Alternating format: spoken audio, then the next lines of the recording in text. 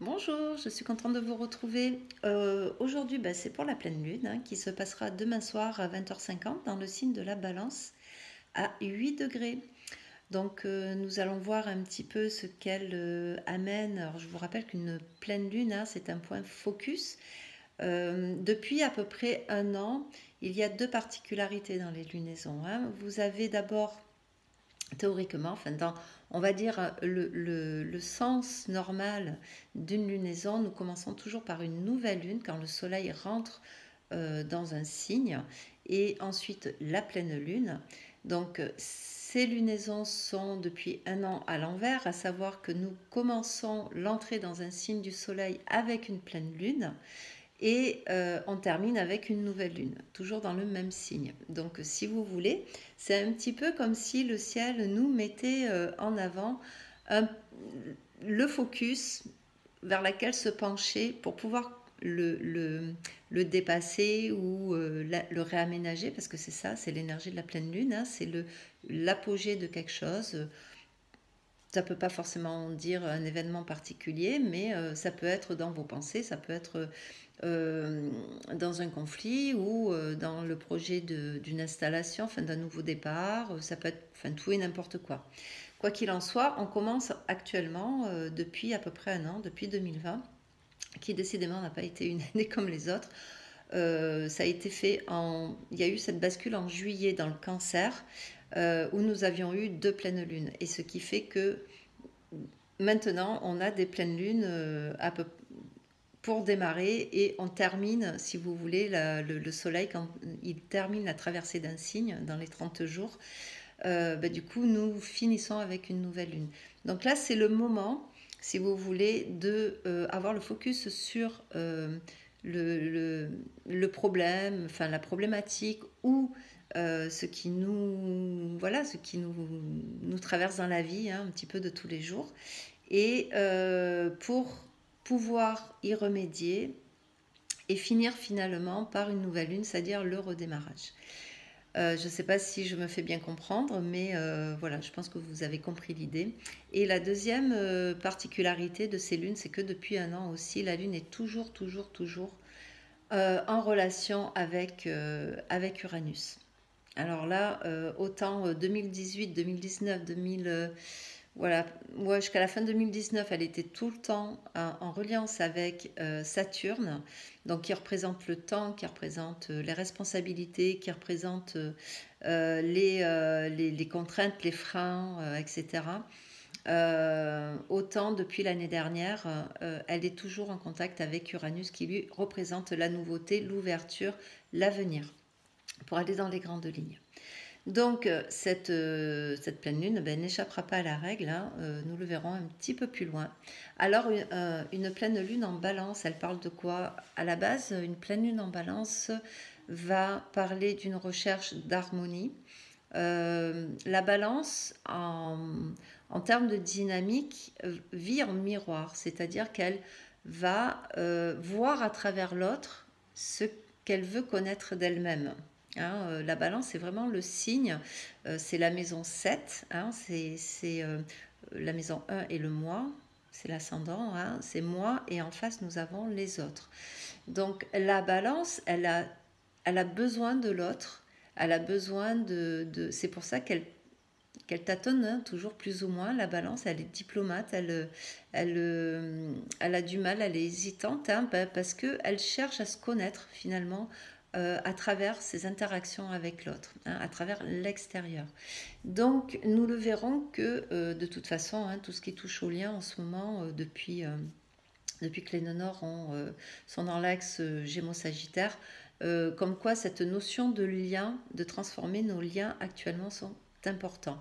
Et cette pleine lune-là donc fait un focus sur notre lien à l'autre, notre recherche d'harmonie, la recherche aussi d'une certaine beauté, pas forcément la beauté dans l'esthétique, le côté esthétique, mais plutôt de se reconnecter à de belles choses, à de bonnes choses. N'oublions pas que la balance est maîtrisée par Vénus, et justement il y a une opposition avec cette Vénus qui est actuellement en bélier et qui cherche elle à s'émanciper, parce que dans le bélier, on s'émancipe. Et donc la Vénus de la balance, elle est synonyme vraiment de la beauté, de la meilleure version quelque part. Hein. Dans les choses, on recherche l'esthétique. Alors, pas forcément le mot esthétique, voilà, l'esthéticienne ou le maquillage, mais il y a la recherche ouais, le goût du beau, le goût du bon, voilà, la Vénus, elle est ici, c'est l'image de soi, puisque la balance tourne autour de sa propre image et de l'image des autres.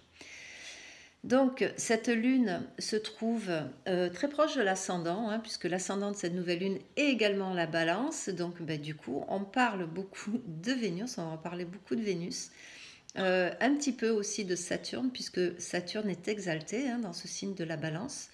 Et nous verrons que entre les maîtres du bélier, de la balance, l'exaltation de Saturne, sa traversée en Uranus et bien entendu le quinconce Uranus que fait la Lune, tout est relié.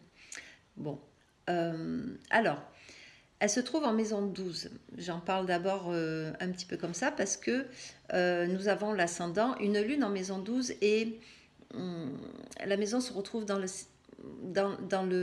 on va dire dans le sillage de Neptune ici. Hein. Donc on va dire, c'est un petit peu comme si cette recherche d'harmonie et cette recherche de reconnaissance à l'autre était floutée parce qu'on est on est dans le poisson, on est chez Neptune, on est dans les eaux neptuniennes ici. Et Neptune, il est flou, hein, le poisson n'est pas très ancré, ce sont des eaux un petit peu profondes. Hein, on parle de psyché ici, de mémoire aussi, hein, puisque la Lune représente les mémoires. Les lignées dans les mémoires. Donc, dans cette maison 12, elle est un petit peu, on va dire, même si c'est une pleine lune, c'est une pleine lune qui est un petit peu cachée. La maison 12, en astrologie, dans la vieille astrologie, représentait tout ce qui était l'enfermement, les prisons, les hôpitaux psychiatriques, les secrets, les ennemis cachés. Vous voyez un petit peu un côté un petit peu sombre. Aujourd'hui aussi, on l'associe à l'inconscient, on l'associe à la psyché.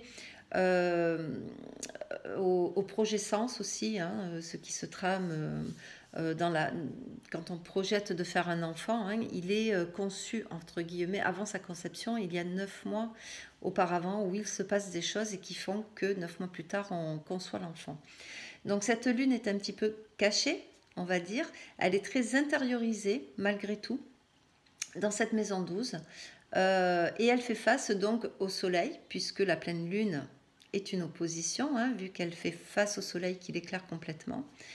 Et ce soleil est très intéressant, donc il est en bélier, donc un soleil en bélier, on est au printemps, on est au début de l'année zodiacale, hein, il ne faut pas oublier qu'un point de vue astrologique, le jour de l'an démarre le jour de l'équinoxe. Hein, l'équinoxe du printemps, c'est avec l'arrivée du soleil en bélier qui annonce le printemps, qui annonce le retour de la vie, le retour de la lumière. Hein, voilà, tout le monde a envie de sortir, a envie de bouger. Mars, c'est le nouveau-né. On a envie de prendre des initiatives, on a envie de foncer, de rencontrer. On a ça peut apporter de l'agressivité, mais pas forcément de l'agressivité, on va dire, négative. Hein, il faut une certaine agressivité, il faut en vouloir, hein, la niaque. Voilà, l'agressivité dans le sens, on a la niaque. On retrouve un petit peu cette niaque-là, on a envie de bouger. Et ce soleil, donc, qui est dans les premiers degrés, hein, donc le premier décan du bélier, se trouve du coup en conjonction, c'est-à-dire relié, et puis alors en conjonction à 8 degrés, c'est-à-dire en conjonction exacte, entre Chiron et la planète de la balance, Vénus. Donc théoriquement, une conjonction Soleil-Vénus est toujours bénéfique. Hein. Donc il y a cette... voilà, le Soleil et Vénus sont deux... Enfin, Vénus est une planète de feu, dite de feu, hein, c'est l'amour aussi, il ne faut pas l'oublier. Et le printemps, c'est la saison des amours, donc une conjonction ici, surtout Vénus en bélier, hein, il y a vraiment ce désir-là de se lier à l'autre, voilà, d'entamer, pourquoi pas pour les célibataires, d'entamer une nouvelle relation, de raviver la flamme dans les couples, et puis d'aller voilà, se connecter aux autres, de rencontrer. N'oublions pas que Vénus, c'est aussi elle maîtrise aussi le taureau, hein, donc c'est la sensualité, c'est le plaisir, c'est le bon vivre, c'est la rencontre avec l'autre, etc. Donc, entre les deux, théoriquement, cette conjonction, en plus, elle est très bien inspectée. Donc ça, c'est le bon côté, hein, c'est qu'elle est très bien inspectée puisqu'elle est sextile à Mars et le nœud nord, et elle est sextile à Pluton. Donc on voit ici ce désir de transformation qui est très fort, hein. Mars est la planète du Bélier, donc les deux sont très reliés. Euh, mais au milieu, nous avons Chiron. Bon, alors Chiron, qu'est-ce que c'est? Chiron, pour rappel, c'est un astéroïde qui transite entre Saturne et Uranus, et il représente en astrologie la blessure originelle.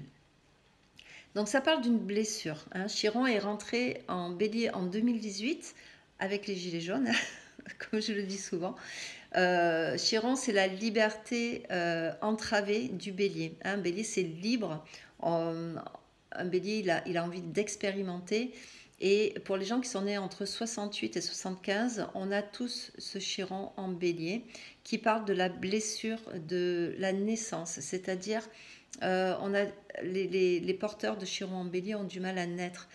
Ça parle de liberté, une blessure à la liberté de faire, de créer, voilà, il y a un problème de reconnaissance, il y a un problème d'amour-propre, il y a une blessure narcissique dans le Bélier.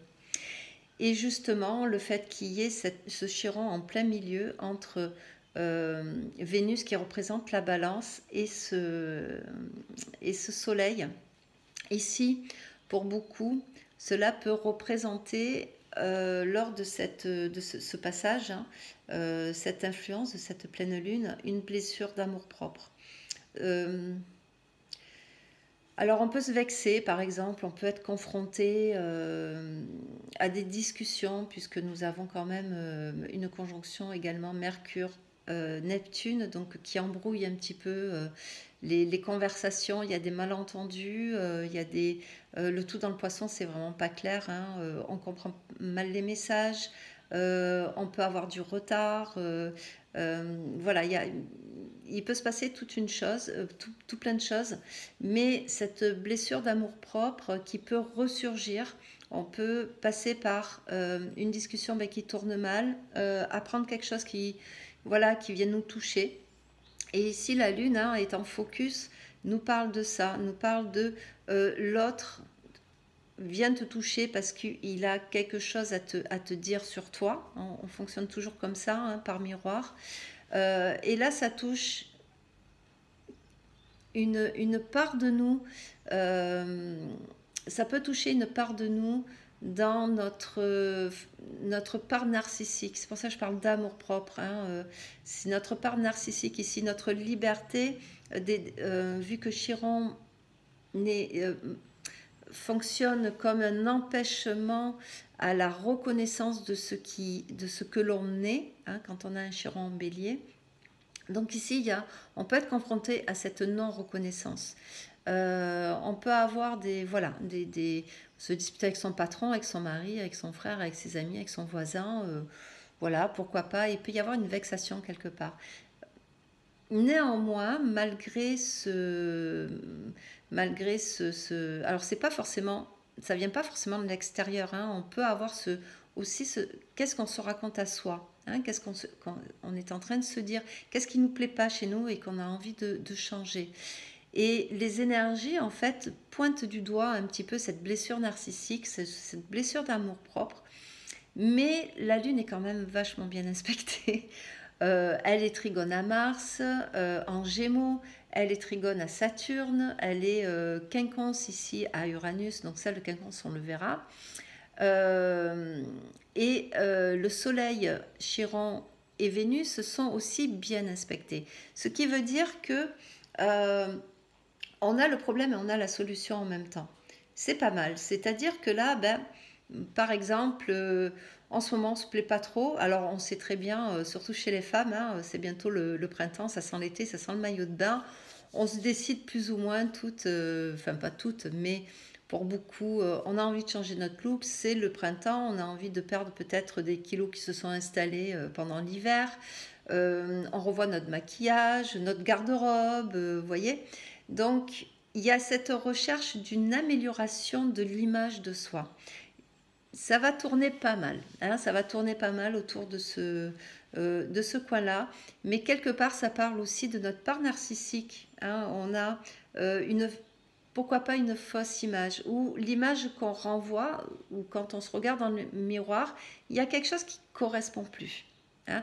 Donc on ne peut pas passer, si vous voulez, de cette blessure d'amour-propre qui peut être effectivement tangible à tout simplement un problème d'amour propre de soi. Il y a quelque chose que on n'aime pas et qu'on va chercher à changer, à transformer.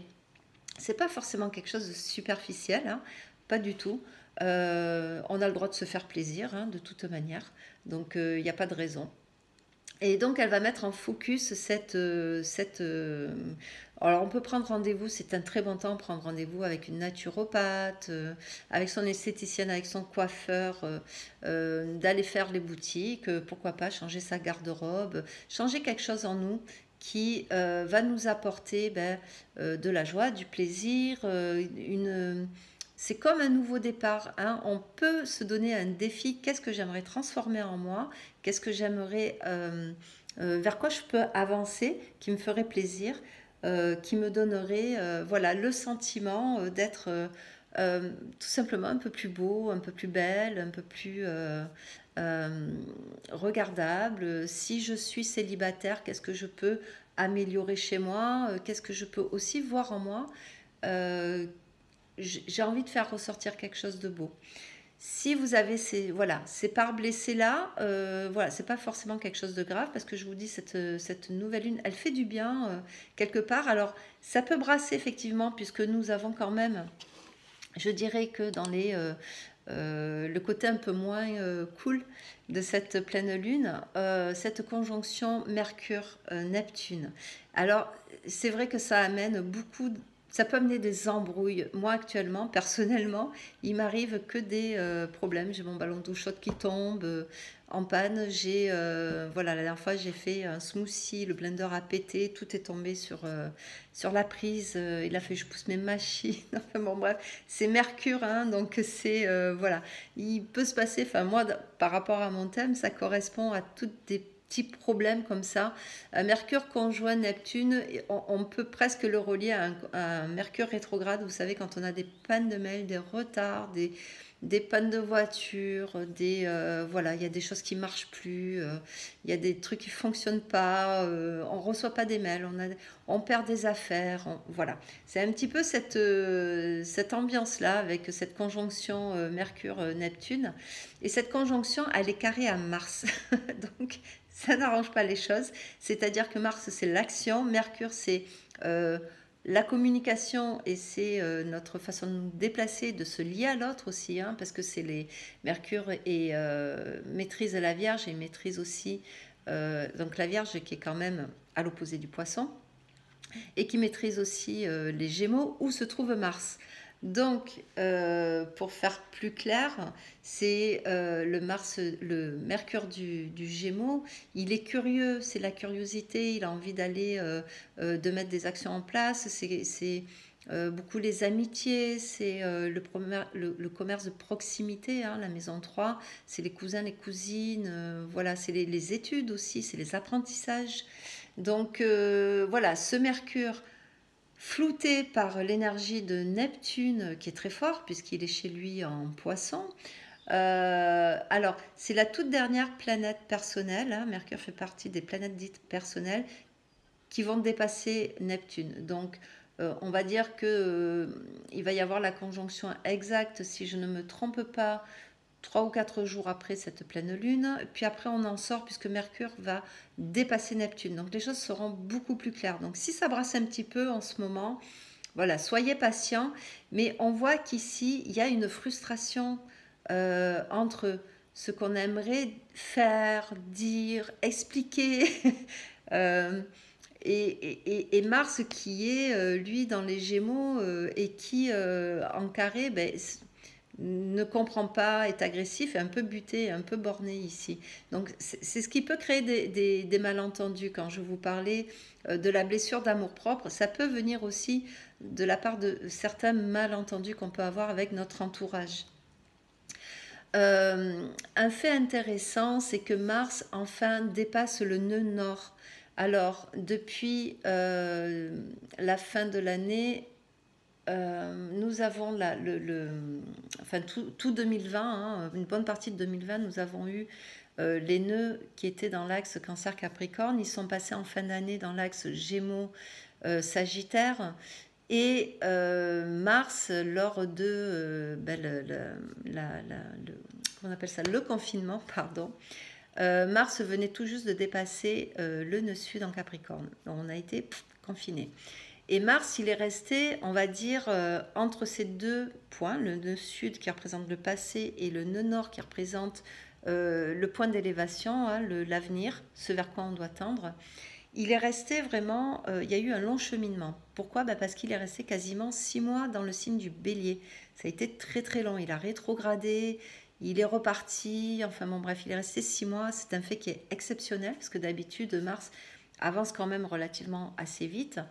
Et donc là, il a été, on va dire, mis sous cloche, hein, entre parenthèses. Donc Mars, je vous rappelle que ça représente l'action, hein, que ça représente le Mars des Béliers. C'est pas le Mars du Scorpion ici. On est dans vraiment le Bélier qui est plein d'initiatives, qui a plein d'envie, qui a plein. Et on voit bien qu'on a été restreint. Ben, voilà, hein, depuis tout ce temps-là, on a été restreint depuis quasiment un an.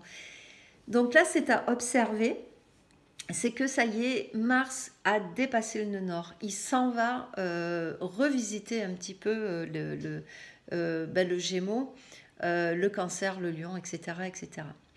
Donc, on va voir si ça a un impact. Moi, je trouve ça assez intéressant de voir quelles vont être les conséquences un peu de cette action qui a été brimée jusqu'à ici. Donc, je sais qu'il y a eu des reconfinements dernièrement. Je ne sais pas comment ça va se passer exactement, comment les choses vont se dérouler, puisque Mars, quand même, dans le Gémeaux, cherche beaucoup le contact, et notamment, c'est vraiment construire à plusieurs ici. Hein. Dans le Gémeaux, on communique énormément, on véhicule énormément. Alors, attention aux accidents, parce que Mars en Gémeaux et Mercure en Poisson en carré, soyez prudents en voiture, notamment les poissons, bien entendu, les Gémeaux aussi, hein, puisque vous êtes, mais aussi les Sagittaires, les Vierges, voilà, tous les signes opposés. Soyez prudents, hein, évitez les énervements au volant, s'il vous plaît. Ne soyez pas pressés. Vous arriverez, quoi qu'il se passe, vous arriverez à destination. Donc, soyez prudents. Donc, intéressant à observer ce Mars qui dépasse le nœud nord. Comment va fonctionner l'action? Alors, il se passe énormément de choses, même si on n'en parle pas sur les mainstream, sur les BFM TV et j'en passe, hein, où on est tourné beaucoup vers ce qui ne va pas. Il faut savoir qu'il y a beaucoup de choses qui se montent, et notamment également d'un point de vue, on va dire, société. Il y a beaucoup d'actions de justice. Hein, donc, à observer, à voir. Hein, moi, je ne ferai pas de pronostic, mais c'est à voir. Qu'est-ce que je peux dire par ça? Alors, Mars est très très bien, mis à part son carré à Neptune, Mercure. Il est sextile donc à cette conjonction Vénus-Soleil-Chiron, et il est trigone à la Lune. Donc, il donne ce peps. Hein, c'est-à-dire que là, il y a comme un basculement. Hein, si voilà, on sort de l'hiver, il y a vraiment cette envie d'action ici, de partager et d'aller de l'avant. Donc ça rebooste un petit peu. Hein.